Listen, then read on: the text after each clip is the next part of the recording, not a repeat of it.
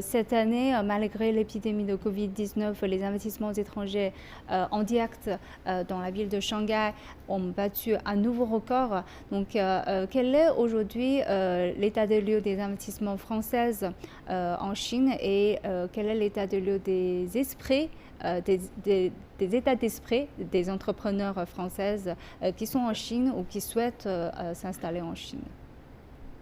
Alors, je commence par la deuxième partie de la question. Je pense que Mm. l'état d'esprit est très positif. On a été tous extrêmement, euh, pas surpris, mais émerveillés de la rapidité avec laquelle la Chine a repris le chemin de la croissance. Euh, il y a à peine un an, on était en pleine crise et la, la, la, la, la, la croissance est revenue assez vite. À partir du mois de mai, du mois de juin, on a commencé à voir que les marchés principaux dans lesquels les entreprises françaises sont présentes repartaient avec beaucoup de vigueur. On voit que la consommation intérieure est de plus en plus solide. On constate que les marchés à l'exportation sont extrêmement dynamiques. Donc aujourd'hui, je connais presque aucun entrepreneur ou société française en Chine qui s'est plaint de l'état des choses, de l'état de l'économie en Chine. Au contraire, pour beaucoup de nos entreprises, la Chine et notre présence chinoise a été une espèce de matelas qui a pu amortir la dureté de la crise dans d'autres géographies, que ce soit en Asie ou en Europe ou en Amérique. Voilà. Après, pour ce qui concerne les investissements étrangers, bon, je n'ai pas les chiffres de 2000, les chiffres détaillés de 2020 parce qu'ils Mm. seront publiés uniquement en septembre, mais on peut dire qu'il y a une croissance de 4,5% par rapport à l'année précédente. On a atteint un record historique de 54 milliards de dollars.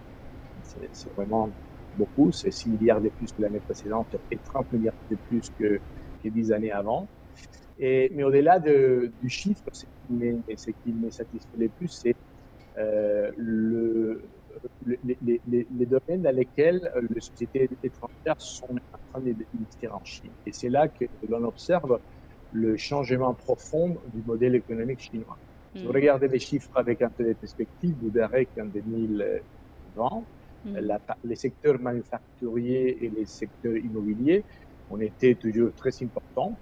Ils ont pesé à peu près 25 et 16% du total des investissements, mais c'est largement inférieur à ce qu'ils étaient 10 ans avant. Par exemple, le secteur manufacturier, en 2011, pesait pour 45% de l'ensemble de l'investissement étranger. Eh bien, Mm. ces parts a baissé.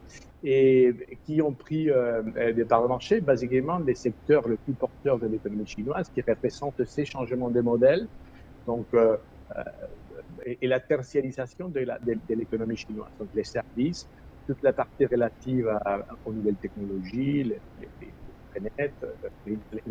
l'Internet, pardon, le digital, et aussi beaucoup de recherche et de développement.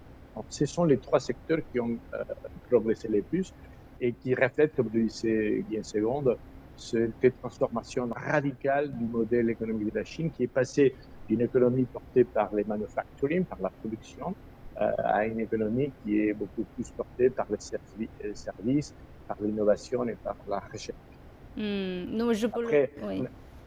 dans ce contexte, Mm. la France a basiquement gardé sa position. La France, l'année passée, a investi à peu près 1 milliard de dollars sur le territoire chinois. C'est à peu près dans la moyenne de ces dernières années. La France continue à être le troisième pays européen en termes d'investissement en Chine, après l'Allemagne et le Royaume-Uni. Et c'est parmi les 15 plus importants investisseurs étrangers dans ces pays. Donc, c'est pas tout à fait satisfaisant. Je pense que la France pourrait faire mieux et Mm. devrait faire mieux dans les années prochaines.